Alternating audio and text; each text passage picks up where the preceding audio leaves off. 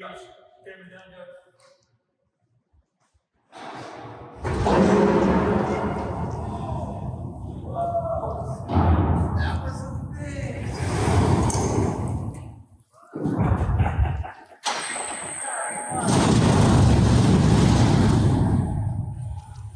everybody, Adam Savage, and I am standing in such an iconic place. Russ, tell me where we are.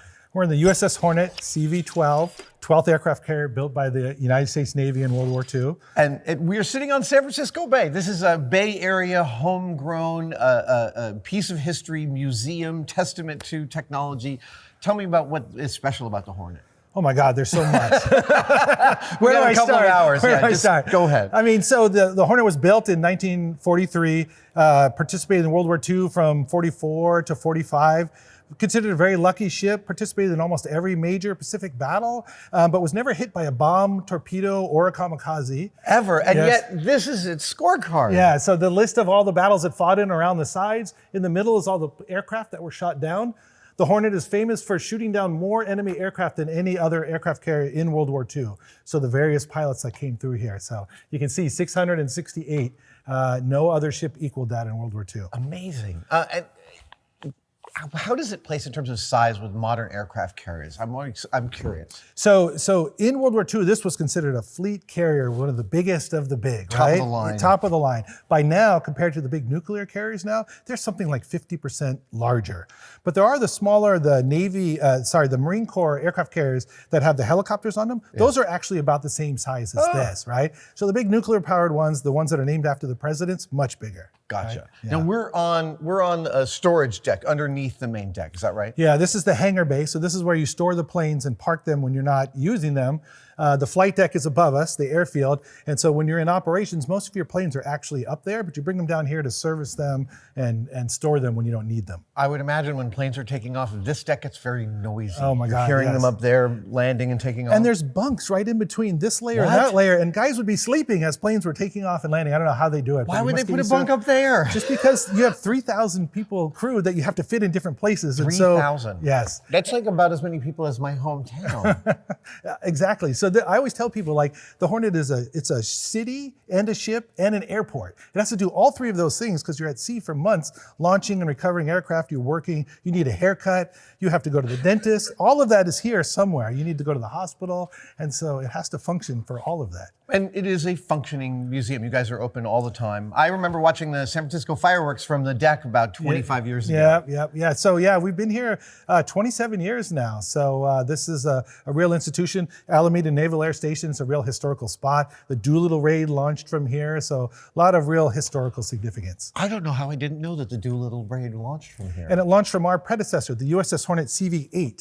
So that ship was in the Battle of Midway and the Doolittle raid, and then was sunk off Guadalcanal. And then this ship, which was under construction, was renamed to sort of honor that. The Navy likes to keep their names alive. So we're the Hornet 12, that was the Hornet 8. Amazing. So they recycled them like kings and popes. Yes. Now I'm wearing one of my favorite NASA jackets, and that's in honor of the fact that the Hornet has a specific role in U.S. space history. Oh my God. So like the Apollo 11 and 12 moon programs, the first 2 times we landed astronauts on the moon and brought them back to Earth, this ship was the recovery ship. So you see the famous photo, they splash down in the water with the 3 parachutes, and then the helicopters come to pick them up. That was bringing them to this ship.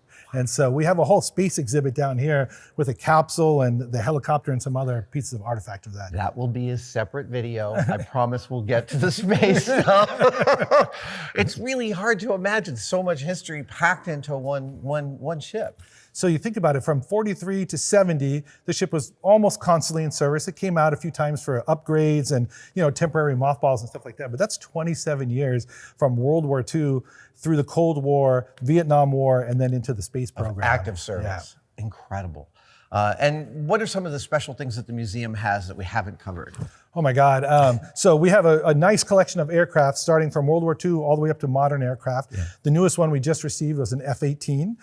So that's the one over there. That's right over there. It's the only one I've flown on in this whole place. You've flown on an F-18? I got to flow in the back of a 2-seater. Oh my God, okay. I'm not jealous, And then we have a lot of aircraft from the years in between as well, right? Do you guys do restoration here of some of the aircraft? Yeah, so the engine that runs this museum is our volunteers. We have a couple hundred volunteers, folks that are dosage persons for tours and work security, but a lot of them do ship and aircraft restoration. So we do the painting, we do the rebuilding. This World War II aircraft was picked up off the bottom of Lake Michigan after 50 years and was given to us and was restored over about it took years to restore it, and it looks like it's fresh off the factory now. It does. It looks brand spanking new. And we can show you the restoration area in the back where there's some aircraft that are in progress right now. Well, so now, this might be a separate video, but I know that a carrier like this would have a tremendous tool room, a tremendous shop for being able to repair and fix things. Are any of those tools on the ship still operational? Oh, yes, yeah. And you're going to get to see that later for sure. Yeah, we still use some of the original equipment to do our work here now. That's thrilling. I mean, that also, I would imagine working on a ship like this, you gain an affection for it like a person. Yeah. It has a personality to it. We always joke about it. It's almost like the mob. You get in, you can't get out. There's something about that gets its hooks into you. And I've been here 6 years now, and I love it. Every day I come here, I love coming here. You just find new things to fall in love with? And I'm still finding rooms that I haven't been to yet. The ship is so big, I'm still exploring new areas sometimes. And I said, oh my God, I've never been here. Well, some of the places we're going to take you, I had never been before last week when we scouted them. Yeah, so very exciting. I feel like we're in the small zone of, can we go up to the deck? I'd like to Absolutely, let's go to the flight deck. Okay, yes. cool. Okay. So we are on the flight deck. I had to tell you, Russ, I've spent a lot of time on Alameda working on the Matrix films over there and shooting with Mythbusters over there. And this is my favorite view of San Francisco from anywhere in the Bay Area. Do you ever get used to it? No, we couldn't agree more, especially if you can get up here at night with the lights on in the city and everything. It's amazing. It's lit up like Oz there in the distance. Yeah. Okay, so this is the flight deck of the Hornet. And you said this plane is in a correct position for a takeoff. Yes, so this is hooked up to the catapult. Oh, okay. The jet blast. That's the slide that see the little cable there, and the jet blast door is up, and it's ready to go. And that plane will go from there to there and be in the air. And in that space of what, 300 feet, it will accelerate to what speed? So it gets up well over 100 knots. And so basically you're driving the plane into the wind. So you get some airspeed that way. So they point the...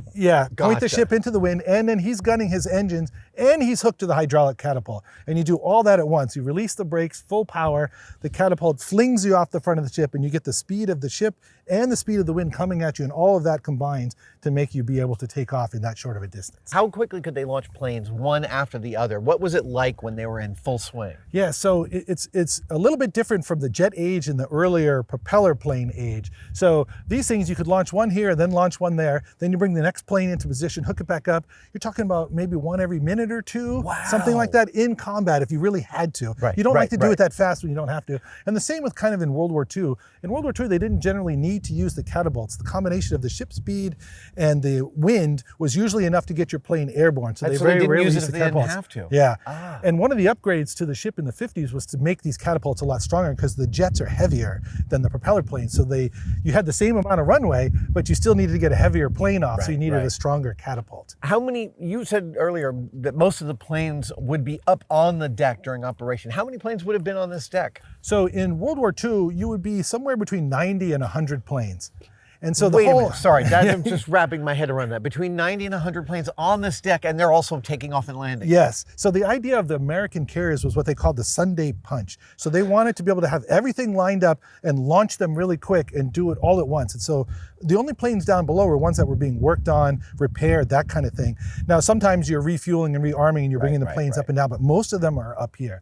Later on, as the planes got bigger, you have big helicopters, the big jets, it's down 60 planes maybe, instead of the 100. But in World War II, with the propeller plane you saw downstairs, you could have about 100 of those. Wow, that must have been, I can't even conceive of how noisy and busy and dangerous that must be. Yeah, this is always called the most dangerous place to work, on the flight deck of an aircraft carrier. Planes, back then you've got propellers, now you have jets coming and going. There's all kinds of things that can go wrong. No railings. Yeah, these railings were not there for sure, right? That's an addition for our guests now, right?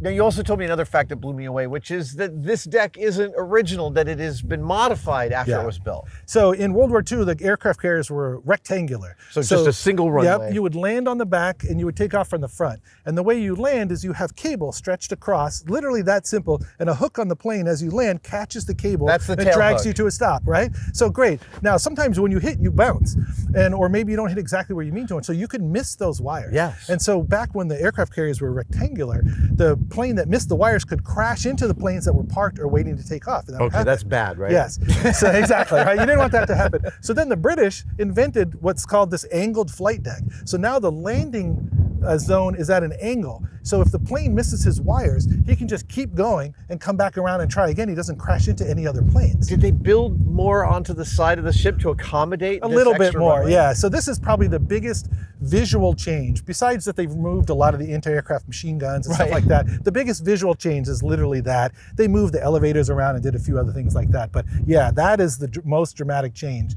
And but a very successful one, right? So this is the standard now on most aircraft carriers, right?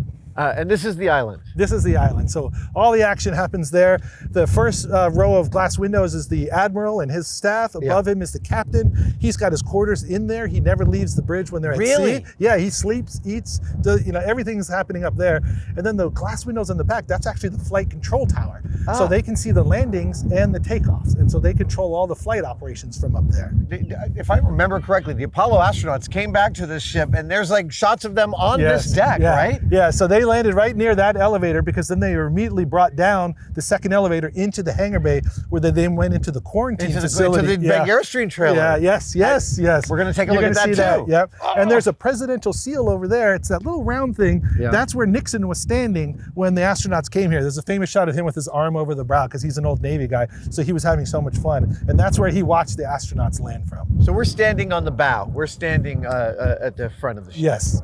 Amazing. And you're right in front of one of the aircraft elevators. So this. Oh, this is the elevator we can see downstairs. Yeah, this is the top of it. So when it's in the up position, it's actually part of the flight deck. And then when it goes down, there's a big hole in the flight deck because the elevator goes all the way down. Which is terrifying. I remember hearing that these flight elevators could move impressively quickly. It's less than 10 seconds to go up and down, even with a full plane. And you're going to get to try that and experience it for yourself. So you will see actually how fast it is. That's going to be fun. So are we putting this out on the elevator? So we're going to actually put this on the elevator. Oh, nice. And it's kind of all set up. So local high school students did this restoration? Yes. So what is the next step here? So the next step here is you got to get up there. And I get to drive? You're going to drive. Oh. I think I might ride. Maybe I won't. Oh,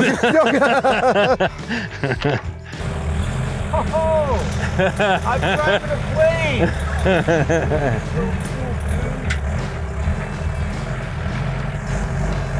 You want to go back this way now. There you go. Okay, you want to go for a ride? Let's do it. Let's do it. Okay.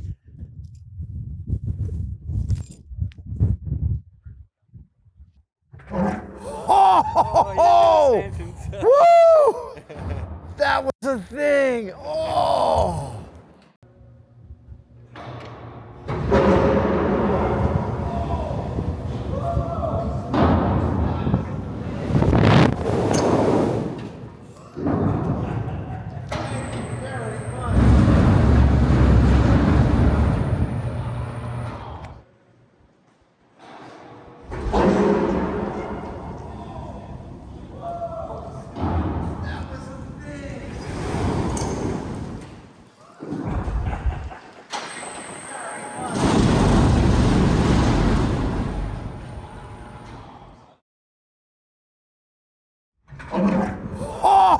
Oh! Woo! That was a thing. Oh!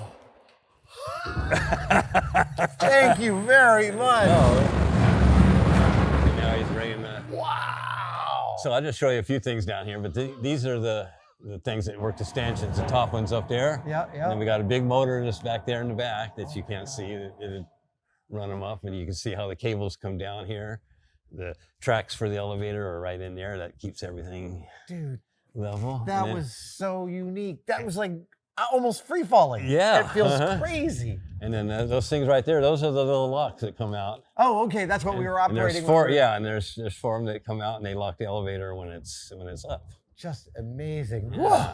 That was a thrill. Thank you. I think it was fun too. Amazing.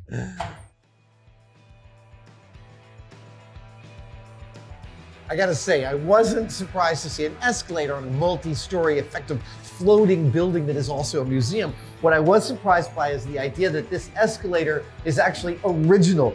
This was put in originally as part of the Hornet, and this was to get the pilots up to the flight deck quickly. That is a surprising fact to me. This is a military escalator. That is freaking cool. Amazing. This whole ship is amazing. Oh, it's just so awesome. Yeah, sometime you come and visit, I'll take you to some really cool places. Has anyone filmed a film on here? Yes, a lot of them. I figured. These guys right here, these are the ammo chutes. They come from the magazines down below. God. And they bring the shells up to that one room like I showed you. Those we walked giant, by up there. The 5-inch that's shells. That's an ammo. So that's another very cool thing. And some of these work. You know, if you ever come back, we'll have one of them working for you. All right. Okay. So this is going to be the hard part right here. Right. Now we got, see that stair down there? Yep, I see it. That's what we got to watch when we come down. Okay. Be careful coming down these stairs.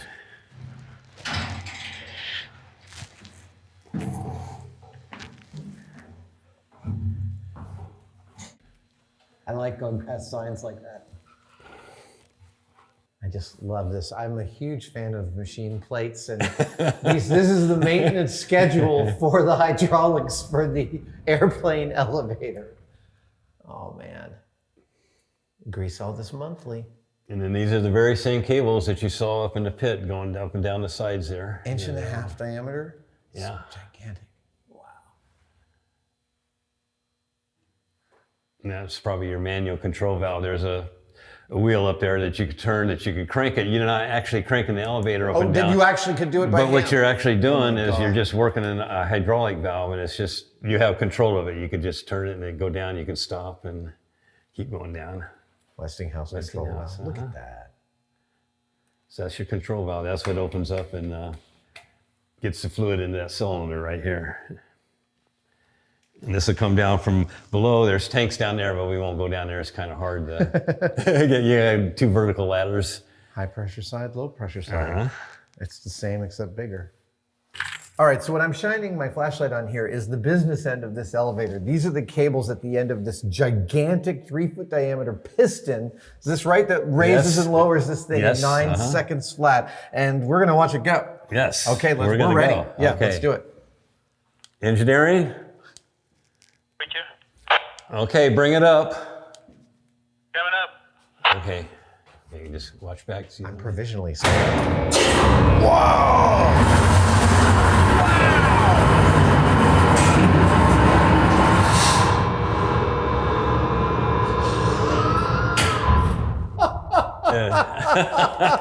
I have one more detail which I want to point out, which is this is clearly part of the limit switch. Yes. Oh my God, that's the biggest limit switch I've ever seen. That's amazing, dude. I think it's just massive. That is just incredible. You like that, huh? Holy cow, what a rush. Amazing. Thank you for watching that video. If you're anything like me, you were watching it wondering, Adam, how can I spend more time with my friends in the outdoors under improvisatory and impromptu conditions? And I would counsel you to go to adamsavage.com and buy yourself one of my bedrolls, which will allow you plenty of dry yet comfortable socializing on grass or any other place you find yourself. I've had one of these in the trunk of my car for 25 years. Okay, I haven't been making these for 25 years. It was somebody else's until I made my own. Okay, adamsavage.com. I'll see you there.